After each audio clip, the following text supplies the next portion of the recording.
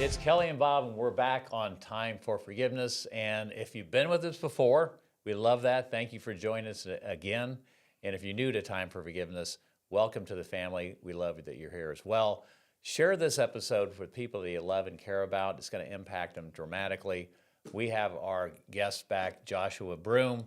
This is conversation number 3, episode number 3. So if you missed episode 1 or 2, you're going to want to go back and watch it so that you have context for where we're going in this episode. And Joshua, we're going to get more into your book here, The 7 Lies That Will Ruin Your Life, what your journey from porn star to preacher taught you about the truth that sets us free. And we're going to get into the truth here. We stopped episode 2 where Joshua had just taken a check into a teller at a bank, and it was going to be the last check that he ever cashed in the film industry because he was contemplating taking his own life. And Joshua, as the Lord sets it up in advance, you walk into this bank, and the teller that you meet isn't the person that you thought you were going to meet. And you hand her the check, and I'm going to let you take it from there. Yeah, I mean, I was wanting someone to agree with me so that I could do what I wanted to do, and instead, she extended grace to me. She extended, empathy for me. She saw this broken, shaking, crying man there, and she came around and asked me if I was okay. And it makes me think like Acts 16, Paul and some of the disciples, they're sharing the gospel, they're baptizing people, they're casting out demons, they're celebrating all that God has done, and then all of a sudden they're, arrested and thrown in prison, and while they're in prison, there's this earthquake. And when this earthquake happens, there's a jailer who's there, and he had one job, to keep people where they were put. And when the doors open up, it's dark, and he's like, man, I blew it, and corporal punishment is the expectation, in that time at Rome. So he's thinking, man, I blew it, and I'm going to be killed. So he grabs a sword, and he goes to take his life, and Paul simply cries out. He says, hey, don't harm yourself. I'm right here. And that was catalytic in not only him saying, hey, how can I be saved, but his whole family gets saved. And I think it's just a point where we could stop and say, hey, sometimes if you could just remember someone's name, if you could ask if someone was okay and actually stopped and listened, if you look people in the eyes, if you send one more text, one more call, if you're just present in that moment, there's hurting people that need to be, reaffirmed, or just let them know that, hey, I see you. Right. And we could all be that person. Yeah. I think sometimes it's uncomfortable. We may not think we have the capacity, but any of us could say, are you okay? Yeah. And there was a statement in your book that said, just by her asking Joshua, are you okay? It literally almost woke you up. And instead of ending your life, you started running for your life. Yeah. I mean, literally, I was trapped in this, this plausible reality that I'd created on like guilt and selfishness and pride. And when she said Joshua, that kind of like woke me up to like, man, I need to call my mom. Was the first thing I thought. Like as I'm running, away from the bank and to my home, I'm thinking I need to call my mom. And, again, a good Southern mama that has been calling and texting me for over a year, like not giving up. She was being diligent, but I wouldn't respond. And I wouldn't respond because I thought I'd disqualified myself from being her son. And I thought, man, what good could I offer her? But it was actually, it was my fear of accountability. I love your mom's steadfast love and just unconditional support for you no matter what was happening in your life, right? Yeah. I mean, and then just being a good mom, she first she chewed me out, because literally, I mean, the reality that, I sit here today, there's been 43 people who I was friends with, close to in the porn industry that have died of either suicide or overdose. wow. You said There was 43? 43. That's just people that I know personally. These are people who are my friends, many more than 43. But just the reality that, there was a time in the industry where it got shut down because there was an HIV outbreak. I remember that. There's yes. people who I have had unprotected sex with that died of HIV. Like, I should be dead. Mm. Like, every roommate I've ever had except one, dead. Wow. Like, many girls that I dated, dead. Like, many friends that I had, dead. And the reality that my mom's like, she's checking on me and she's worried about me, but her worry is very validated. So when I call her, there was a rush of emotion. Her was like, he's okay. Why didn't you call me? Yeah. You know. But then she said, I need you to know something. I will always love you. You will always be my son, and you still are so much better than the life that you're living. Please come home. And I was like, for me, I was just like, Wow. yes, Yeah. mama. You know. I mean, that brings tears to my eyes now as you're saying it, because it's real. Yeah. That's what's real. Yeah. And it was her persistence, because she could have easily rejected me, and I don't know what I would have done. But because of she said what she said, I as quickly as I could, I got someone to sublease where I was living, and I just took what I felt like I needed, and I moved, back closer to my mom. And then I went on this journey where I'm like, okay, I'm not going to do that anymore. What could I do? And I'd gotten into CrossFit, and I was like, man, the only thing that I have is this, certification that allows me to coach CrossFit. And because it's from, that area, it had like a greater like credibility, just because that's where CrossFit originated. And I just applied to a bunch of gyms like in that area between like Charlotte and Raleigh. And there was a gym in Raleigh that hired me. And I started like kind of the same thing. It's like, okay, I can't change who I am, but maybe I can put enough good dirt on my bad dirt so I don't look dirty. Because I can't change the fact that I'm dirty, but maybe I can manage people's expectations of me by doing enough good that it'll supersede the bad. So at that point, had you made a conscious decision that I'm out? Like, Oh, yeah. I'm out. Like, do you remember that moment was it when you left the bank, or when did you know that I'm out? When I left the bank, I knew if I did another scene, I was would it. I would certainly end my life. Yeah. I couldn't deal with the duality anymore. I couldn't deal with the pain. I couldn't deal with it almost like I disgusted myself in that I was able to do what I did and it not bother me. Mm-hmm. And it was almost like I wanted to feel, but I didn't. Now, that's how numb I was. So the first thing I felt in a long time was guilt from not calling my mom. So I didn't know exactly what I was going to do, but I knew that I couldn't do that. Mm-hmm. But I would think that the idea that I'm not doing that anymore, I'm going to go start a new life, Yeah. which sounds hopeful in a way, Yeah. but I'm sure there was probably a period where, we were all making decisions all day long, and some big, some small, but some of those decisions we're not proud of, but the entire world doesn't know about that decision. Yeah, I mean, And your decision was on display at any time for anyone. So I'm sure it wasn't just an easy thing to go, I'm going to separate myself from this and I'm going to move forward. Yeah, I mean, just the reality that like in that point in time, from the outside looking in, I was, if not the most famous, I was one of the most famous male porn stars in the world. Yeah, it's not like you can just go poof and it's all over, Yeah, right? but No, I tried. I believed. Yeah. So I covered up my tattoos. I shaved my head and I deleted my social media. And I thought somehow, some way, I'm that's good. just It's gonna, gonna yeah. go away. And I literally day one in Raleigh, I'm walking. You shaved your head? Yeah. Completely, like No, crew just cut? like buzzed it. Yeah. Okay. But I walked into a Whole Foods and I'm walking through there, and within 5 minutes of me being in the store, like some guy walks up to me, he's like, "Hey, are you that guy?" And I'm just You're like, no. I'm like, no, But just the way that I started to live, it was just like I would just lie until I got found out. I wasn't forthcoming with the information, and I was like, I would admit to it when I was like, "Hey, are you that guy?" Or we saw that you did this, or you're that guy, because I mean, you like at that time you searched my IMDb, and it said, I'd done like 15 to 20 like legitimate titles, but I had over 1,000 pornographic films, and they were attached to the same person. So, because it just said Joshua Broome, and then AKA my stage name. It said the other way around.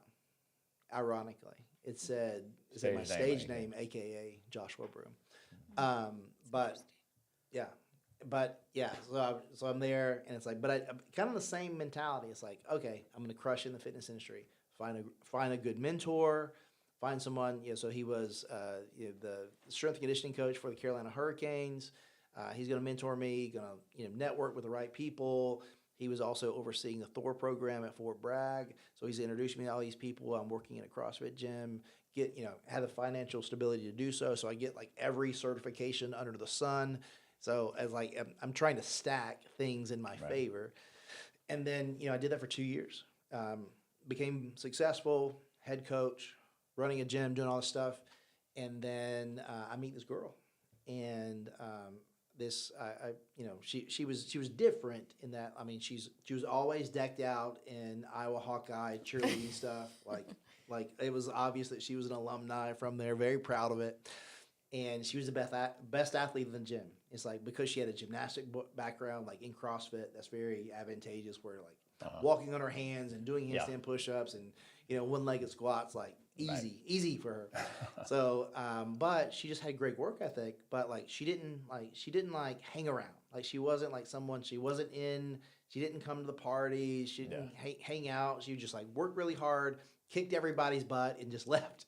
And I'm just like, man, just so like in awe of this girl. And I asked her on a date, and she shuts me down like right off the jump. And I was like, well, she didn't realize I hadn't experienced a lot of rejection, so I was just like, it was enticing to me. What? I'm like, wow, this is amazing. Yeah.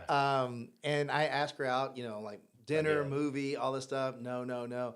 She's like, well, look, I go for a long run on Sundays before I go to church. You can meet me for that run. I was just like, I'll take whatever I get. I'm not a runner, but I'll be there. Yeah. I want to like push a sled and do some power cleans. Need to go get some running shoes. Yeah. But I show up, and I'm thinking like, gosh, she for sure doesn't know my story. Yeah. She like as soon as she finds out, she's gonna want nothing to do with me. I was like, man, like maybe like she'll even like think I'm like gross or something. Like, gosh, I wonder if I'll get fired. I start like just like thinking Because no one at this place knew about it. Well, everyone at the leadership at the gym knew. Okay. It came out and just kind of it was what it was. Okay.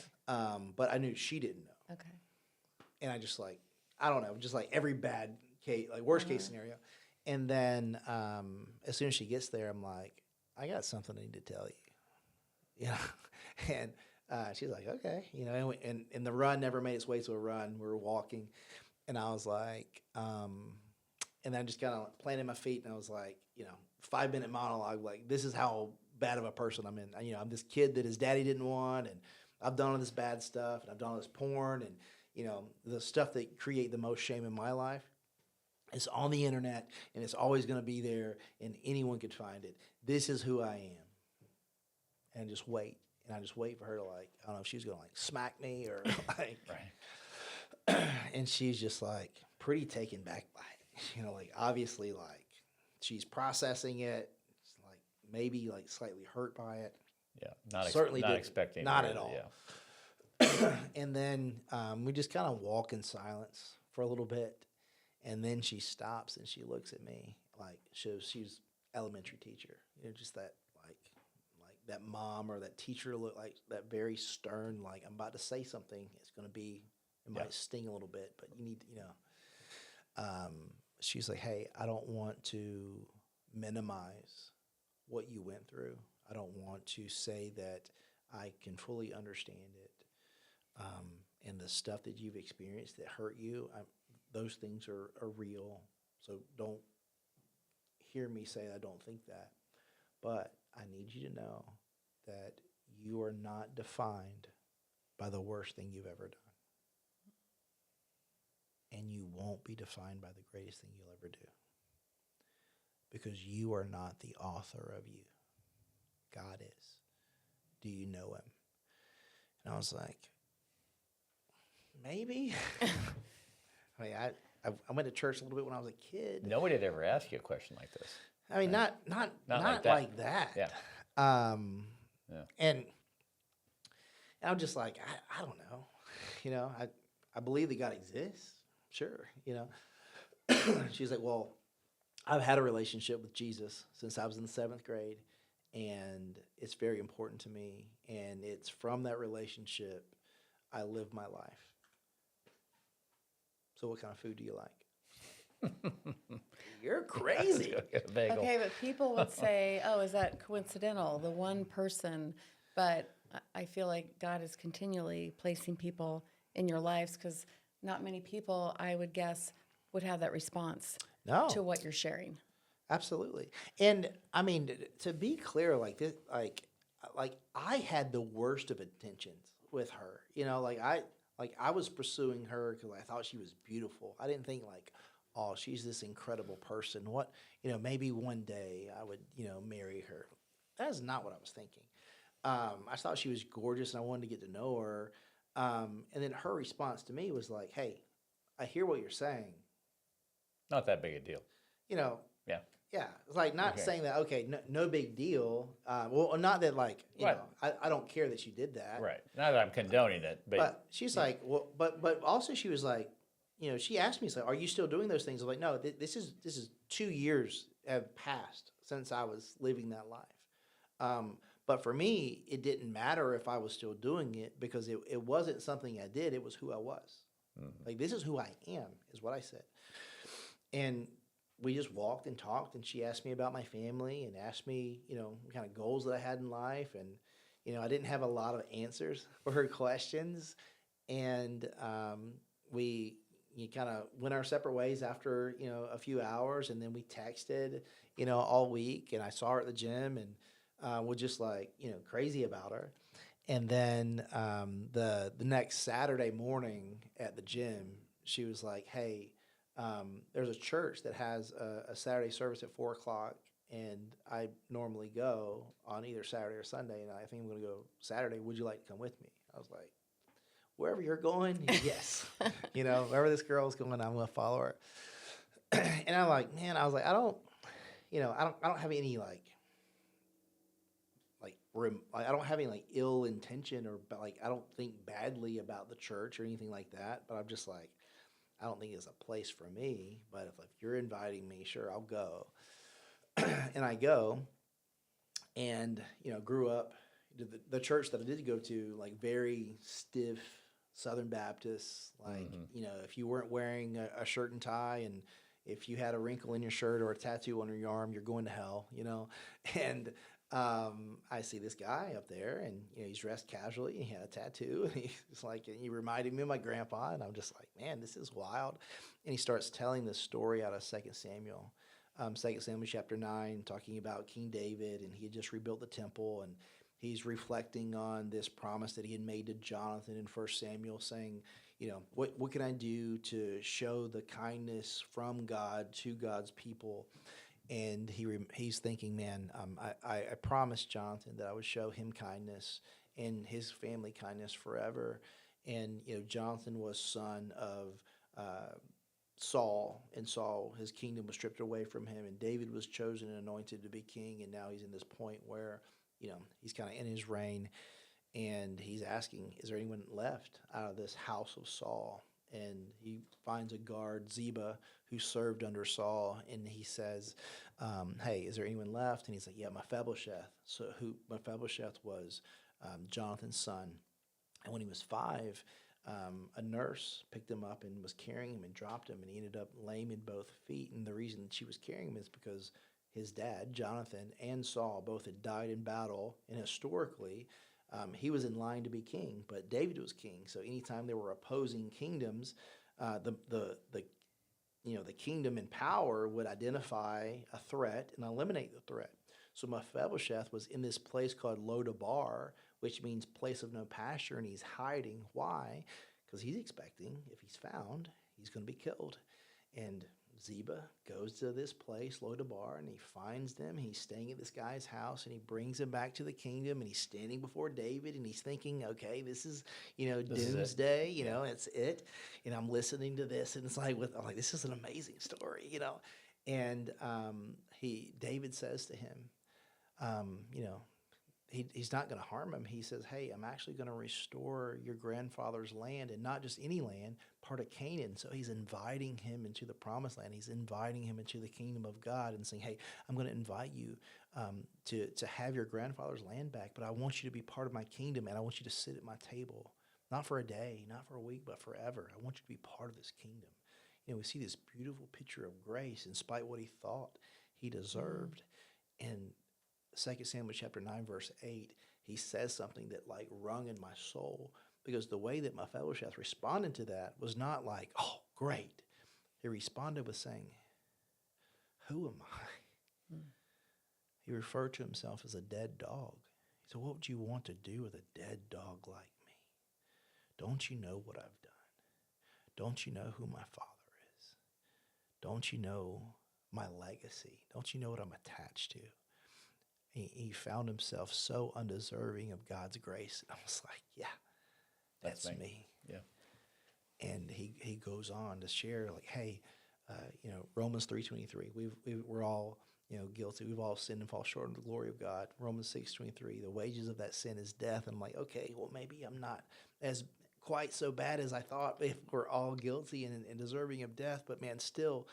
Even you're talking about Romans 10:9, where if you confess with your mouth that Jesus is Lord and you believe that he was raised from the dead, you'll be saved. And that's amazing for whoever that's for. But don't you know who I am? My daddy didn't even want me. The stuff that I've done is all over the internet. I'm broken. There's no help for me. And then he read Hebrews 12:2, and he said that Jesus, being omniscient, being fully man and fully God, he goes to the cross, and he goes to the cross with joy set before him, scorning our shame, seated at the right hand of God. And I'm like, joy. Why would he have joy? Like, I understand he's obedient to his Father, so he did what he was supposed to do. But as he was doing that, if he's all-knowing, that he knew, like he'd already been tortured and beaten. He had skin hanging off his back. He had joy in his heart. Why? And then it clicked. He loved me. He loved me. And then God began to give me pictures of times in my life where I was standing in harm's way and he was standing in front of me. And in spite of myself, Romans 5:8, in spite of our sin, Jesus went to the cross, knowing the worst thing about us, and he stood in front of me. And the Father that I always longed for, I realized that I had access to. And I fell to my face, and there was, snot and tears, and I surrendered my life. And I stood up, and I wasn't heavy as I once was. And I wasn't perfect by any means, but I understood that I had a Father in heaven who loved me, and I was forgiven for my sins.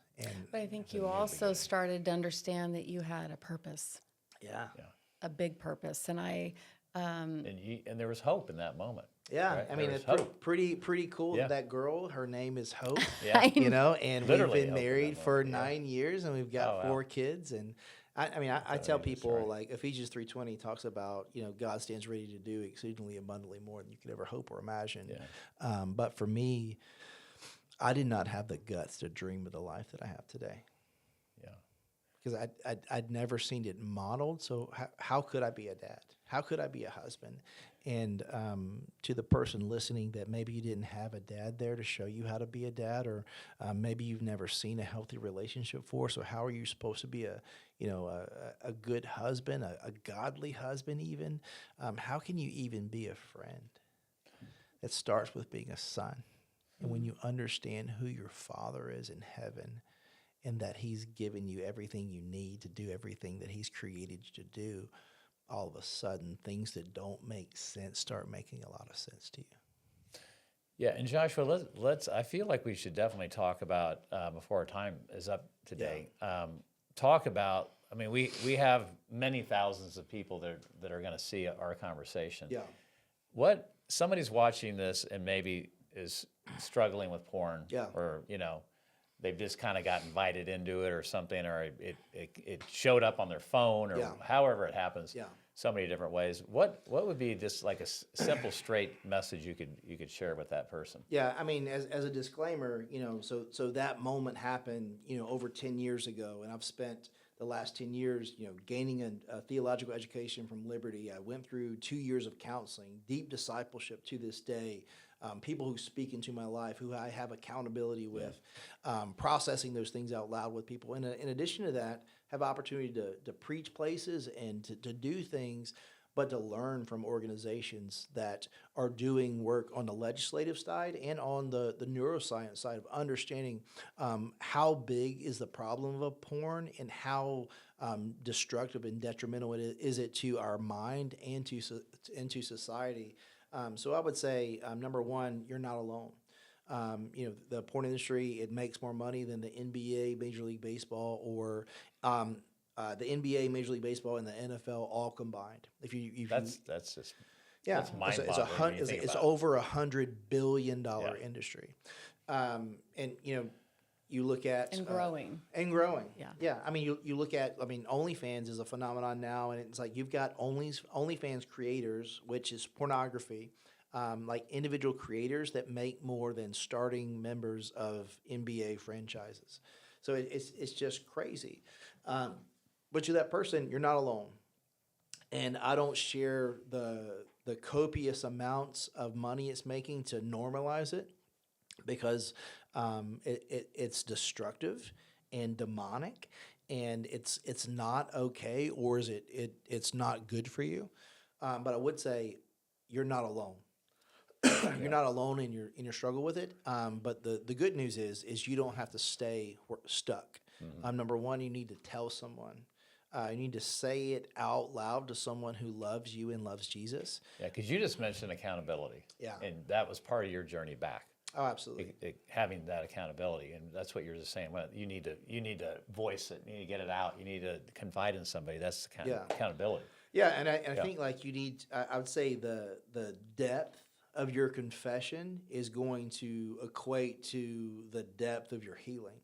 And what I mean by that is, if I'm sitting in a circle with a bunch of guys, and someone says, I'm struggling with porn, and then you say, yeah, me too, and that's all you say, there's probably not going to be a lot of freedom from you, because like when you have to say the thing you don't want to say out loud, because until you say the thing, it has power over you. Yeah. So like be clear with your confession.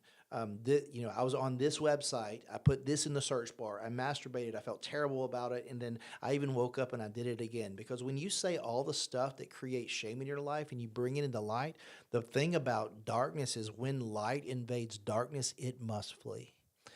So, I mean, that's true of my life. Because it wants you to isolate. It wants you to isolate. And I think we belittle things, just as people. We want to deflect. We want to minimize. We want to distract ourselves. And the reality is compromise will always beget compromise. There's no little compromise in your life that stays a little compromise. Compromise, or whatever is in the dark, will always grow. It's poison, and it will fester, and it will grow into you doing the thing that you said you would never do. It starts small. So that's how the darkness works on us. Yeah. It's insidious at first, Yeah. but then it festers and it grows, and we feed it. Yeah. Yeah. And we've all done it. I'm not immune to porn. I'm not sitting here saying I've never looked at it either. By the grace of God, I didn't get sucked into that. But I'm older, obviously, than you, and back then it was magazines. It wasn't so invasive. Yeah. And so now you have the neurological issues that it creates. But then now we're talking about the soul, though. Oh, absolutely. Like Jesus says, hey, because again, I would say I love that we're saying pornography, because pornography comes from the Greek New Testament. Porneia is a word that we get pornography from, and then sometimes I think sometimes when we say adult film industry, we're trying to be careful, but what we're doing is we're minimizing how how evil it is. And also we're saying like the things that we don't say send a message, but also how we say things sends a message. What are we communicating? Are we communicating that this is appropriate behavior for adults? Because I don't think we would agree with that. So I think it's just we have to be so careful about what we say. But yeah, like to your point, there's significant neuroscience of saying, hey, it's damaging the prefrontal cortex of your brain, and that's minimizing your ability to have resilience. So that fight or flight, my ability to do difficult things, and also my ability to say no to things that I want to do that I shouldn't do. Because it's minimizing my ability to have any kind of prudency, or you know, in Catholic theology, you know, your ability to have chastity, your ability to, well, you know, everything that I want to do, I don't necessarily need to do, you know, and I would just say, in addition to that, man, it's like you look at the way it's impacting kids. Like to your point, like it's not what it used to be. 84% of first-time exposure to kids, it's exposed by secondhand exposure, meaning that either they were on an unprotected device and they were not looking for it and they found it, or it found them, or they were somewhere and someone showed it to them. In 84% of the cases. And average age of exposure was 3 years ago, it was 11. Today it's 8 years old. That is that's so startling.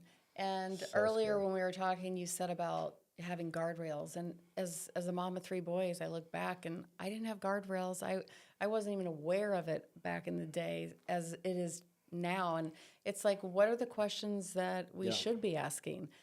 So I love that we're talking about this. You know, one of the things that you had said is that you're not alone. And I think people want to hide and go to that place of isolation or shame because we compare ourselves on these social media feeds and it just looks beautiful and perfect lives, but that's not real either. Right. So I think it's so important that we're continually saying you're not alone. Yeah. Like, almost like the conversation we were having where I was talking about my friend Kristen Jenkins. She has a great book called Good Book, Bad Pictures, and it's been around for about, I think, 12 years. And essentially the theme of the book is, hey, there are bad things that you will see, not maybe, you will see, because how pervasive and how sexualized the world is. There's bad things that you will see. So private parts are private, but you might see them in a book or on a video. And if you see those things, in the same way that if you're scared, you come and talk to mom and dad. If you're hurt, you come and talk to mom and dad. If you see something you should not see, understand that does not make you bad. You are not in trouble. You do not need to hide. Bring those feelings and the reality that you saw something that you should not see. Bring that to me and let's talk about it. And then, when that conversation happens, I love to use the system. You pause, pray, ponder. Pause, pray, ponder. Because as a parent, when your kid gets exposed to something, you want to freak out because you are freaking out inside because that's your little boy or that's your little girl. But how you react to them, they already feel ashamed. So if you freak out, you're going to amplify the shame, and the probability of them coming to you with that again is now minimized. Right. So if you need to take 5, take a breath and then have a conversation about it, because how you respond to that moment is hugely important. And to your point, the guidelines and guardrails, if we don't have them, again, the world is pervasive. The world will educate your kids. So either you do the due diligence and have the conversation that might feel uncomfortable to you, but I'm sure that your desire to protect your kids supersedes your uncomfortableness during that conversation. But how would a young parent of young kids bring it up proactively? I mean, I don't think we did a good job. Yeah, of it. I know I didn't. I take responsibility for that. But I'd love for you to share what your advice for a young parent would be to get out ahead of it. Yeah, so this book that I'm talking about, it's for 5 to 8-year-olds. Okay. So it's talking about, hey, this is, private parts are private, and sex is a good thing that God made, and that's how babies are made. It's like I don't have to get into the details. I don't have to get in the weeds. Just definitive truths. Sex is a great thing. It is how people are created. That's how you were created. It's when mommy loves daddy. That's how it's supposed to happen. And just go from there. Because like you don't need to elaborate on it. You'll feel like you need to say all these things. Just say what's definitively true. And as they get older, will there be questions? Yes. Will they be uncomfortable? Yes. But I think it's just, though, the awareness of knowing this isn't a conversation to wait till high school. oh, absolutely. Because That's shocking. I didn't realize 8 years old. Well, That's- because that's shocking. average age for a person for a child to have a smart device is 11, but because of iPads and homeschooling, it's gotten to 8, where that demographic comes from. And I'll just share this. Like this is going to be like pretty abrasive and pretty scary for a lot of people, but. Just the reality is this. So I have a really great friend. Her name is Heidi Olson. So she, for a long time, was a critical care nurse in this area, in the Kansas City area. She is a very prolific speaker and author today. But she stumbled upon some reoccurring data that kids who were, so she was a critical care nurse that specialized in sexual assault. So the kids, specifically with kids, so the kids who were being sexually assaulted, she saw a reoccurring theme, that it was being done by a child. And then she starts asking outside of Kansas City and starts looking into this. And the average age of the perpetrator for all sexual abuse in the United States, the age range is between 11 and 14 years old. And they were saying, like, why is this happening? Well, the fastest growing niche or category of pornography is incest. It's a stepbrother or stepsister having sex with one another. So that being the fastest growing, but here's the reality of this. 100% of those cases, the kids that had done this, they were watching porn. That was the type of porn they were watching, and they had taken that idea and it became an appetite that they had now expressed. So they're literally their sibling. Wow. And so this is the case for 60% of all the sexual abuse that is happening in America, 65% of all the sexual abuse happening in Europe, and 72% of all the sexual abuse happening in Australia. Man. So, that's but I mean, it is as like crazy as that sounds. Here's the reality: what you watch is changing what you believe to be true, and you're developing desires, and those desires they're being superseded and they're being superimposed on people. So Well, it's changing who you are. yeah, I mean, 90% of pornographic content has violence in it. So like you get girls being on college campuses, being choked and being spit on and things like that. And these are not things that you just come up with in your mind. They're ideas that are being put in your mind. This is what we teach. Yeah. In a different way. Yeah. For something, but when you have an idea and you emotionalize it, Yeah. and you fuel it with the desire, and it goes into your subconscious, at some point you're gonna act it out. Absolutely. Because And like we were saying, because the subconscious is controlling our behavior. What people don't understand is if you have the repetition of an idea or a thought enough, and you fertilize it with the emotion, obviously that porn brings behind it, that's probably, to your point, then they're acting on those things. Yeah, in the same way, like the half a cup of coffee that used to do the trick doesn't do the trick anymore. So I need, I think that's a powerful analogy. I need a full cup of coffee, or maybe I need now an energy drink. MCT oil. I do. But no, it's true. Yeah. Because the dopamine hit, because neurologically, like if you put on a CT scan someone's brain that is doing heroin and someone who's been watching porn for 5 years or more once a week, you see the tracks in their brains going up to their synaptic cleft. There's tracks on their brain. The dopamine hit is so intense that it's literally identical. Someone who's abusing heroin, someone who's watching pornography, the tracks in their brains are the same. So is sex addiction real? Yes. It is an addiction. That's why it's so difficult to break, and that's why it grows in such an astronomical way, because you're changing the chemical makeup of your brain and you're changing your belief system. Because like what we're talking about, you're learning that I don't love people and use things. I love things and I use people. And if I believe that you are something of use, it takes a person having intrinsic value, and that takes it out of the way. And it's teaching me, well, what kind of value can I extract from you at I don't care what At cost all it is to you. costs. Yeah. Yeah.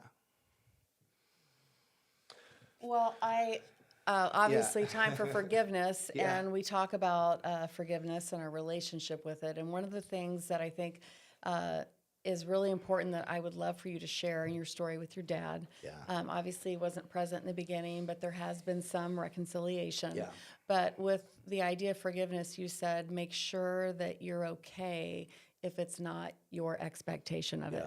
Yeah, I think that when reconciliation doesn't meet your expectations, it becomes more difficult to forgive. Meaning, to make it practical, if I forgive my dad, will he be my dad and be a grandfather to my kids? If he's not going to do that, am I still willing to forgive him? If the person that has done bad to me, if they're not going to get, we understand that we serve a God of justice and there will be justice done for all sin for all time. But if that person doesn't get what's coming to them or what I believe that they deserve, am I willing to forgive them? Even if whatever I believe should happen, if my desired if my desired outcome isn't on the other side or connected to me extending forgiveness, am I willing to still do it? Yeah. And based on everything that you Yeah. write in this book, the answer is yes. Yeah, 'cause I mean- and why is that? Well, everything that I did was outside of me is both attached to Jesus, but catalytic by hope. Hope reached out to his son and found his number and gave me his number and gave me the opportunity to call him. And when I called him, I was like, "I'm sorry," and he apologized to me too. But what I was sorry for was I blamed everything bad that I had done that had caused me pain and was still causing my family pain on him. Mm-hmm. And did him not being there contribute to my worldview? Was it catalytic in me making bad decisions? Sure. But did it will me to do things? No. It was upon my own volition. I have free will. So I had to say, hey, I forgive you for blaming you for every bad thing that I've ever done. And, at the end of the day, it's like, if you're willing to do that, well, number one, if you're a follower of Jesus, you're called to forgive because you've been forgiven.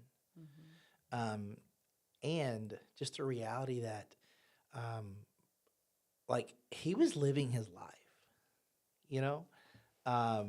he was unaffected by the fact that I had not forgiven him. Yeah. So who does unforgiveness impact the most? The one that holds the bitterness. So unforgiveness is it's a difficult thing to wrestle with, but forgiveness is a gift to you, even though you're extending it. It's really like thinking about reciprocity. It's a gift that gives you so much more, because what happens is you stop carrying the burden Right. of what you thought should have happened or what did happen. Mm-hmm. Yeah. No, thank you for sharing that. We teach it's like unforgiveness is like, giving somebody poison, and expecting them to die when actually you're the one drinking the poison, right? The unforgiveness causes that. Maybe I screwed that up a little bit, but something like that. Yeah. I mean, in reality, at the end of the day, it's unforgiveness is I just believe that it's gonna block all the good, and God can't work through us when we're holding bitterness. Yeah. And once you let that go, look what's happened in your life. I mean, Yeah. and I just want to acknowledge to our audience, I'm just so impressed with you, Joshua, and your heart and your courage and your faith and just what you're doing, because you're out on the forefront now of this, and you're making stuff happen. And even at a governmental level, Yeah. like that's what I want to. I know we've kind of went over on time, but I want to know from your perspective, like what's going to happen, what can happen, what are you out there pushing legislatively to make changes in this industry? Yeah, so about 5 years ago, I partnered with an organization called NACOSI, so the National Coalition Opposing Sexual Exploitation. So they're based out of DC, and what's unique about them as a nonprofit is they also have a law firm. And so I partnered with them, and they started educating me where I'm sharing, a powerful anecdotal story, but here's legislation that is problematic or has potential to really make a change. So where we started was age verification. We started at 21, which got shot down pretty quickly, and then we went for 18, and 37 states to this point has passed some level of age verification, meaning that in this state, if you want to access a website that has adult film content on it, then you have to provide a government issued ID. And what we're seeing over the last few months, Texas was one of the first states. Louisiana was actually the first state to implement this, but Texas, where I live, they were challenged by the Free Speech Coalition, saying, "Hey, this is an infringement on my First Amendment rights. I should be able to see whatever I want." And what we're saying is, hey, anyone that puts anything in the public square that has the potential to harm children, it needs to be regulated. So we're not saying, I mean, You're not God, banning God it. can do anything. God can do anything. Yeah. And should it be banned? If you ask me, yes. But what is realistic? Our job legislatively as followers of Jesus is, how can I understand that policy impacts people, and by voting and having good policy, it minimizes the decay of society. So how can I advocate for or cling on to good policy or vote for good policy? So age verification, saying, hey, if you're going to be 18 or older, you need to go through just a ID verification process. If you want to see it so bad, then yes, you're going to leave a digital footprint that you were there. But I mean, at the same time, it's a third party, so they're not capturing your data. They're not utilizing the data. It's not cookies, which if anyone understood how cookies work, you give your information away. Every time you say yes to cookies, you say, hey, you can have my information and you can solicit me things that I don't want based on information that you extracted from me. But anyway, that's another That's conversation. really important, because I think the general public, a lot of people don't understand Yeah. that, what you just said. Yeah. Yeah. Age verification is something that we've been fighting hard for, and the Free Speech Coalition opposed it. It went to the Supreme Court, and based on what I'm hearing, I feel very good about the outcome, because they were challenging the age verification as a whole in Texas, because what Texas was doing is, if you weren't adhering to the legislation, you were being fined a hefty fine for every day that you didn't have that up. So it was being pushed back. It was being pushed back against, but I believe it's going to stay, because at the end of the day, we regulate cigarettes, we regulate alcohol, we regulate movies, and there's significant data that points to kids being exposed to this as a young age is detrimental to their brain, and it leads to kids being harmed online and things like that.